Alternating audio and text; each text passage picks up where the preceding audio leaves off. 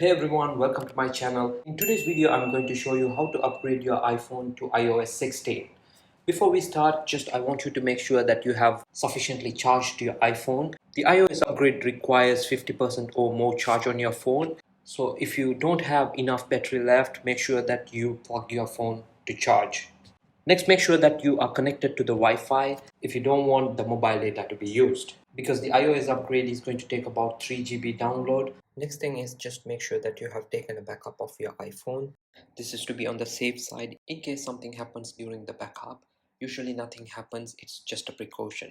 The iOS upgrade requires around 3 GB from your phone, so make sure you have enough space. To check this, go to settings. In the settings, go to general. In general, go to iPhone storage. In here, you can check the available memory.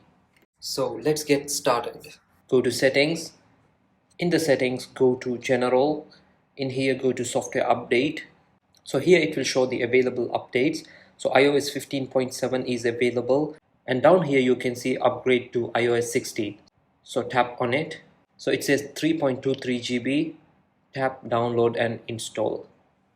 So it asks for the passcode. Terms and conditions, agree. Agree. So it's going to take some time.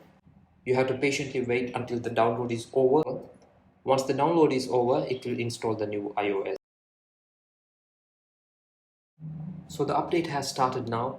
It says about 5 hours remaining. So you have to wait until it completely downloads. It took about 5 hours. Now the download is completed. Let's try to install that. Tap install now. It's verifying the update and it would start installing the iOS now.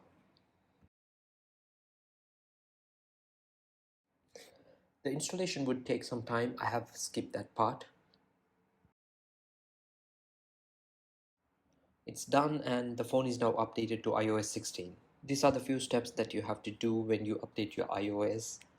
It's done and the phone can be used now. You can check the current iOS in the settings, general,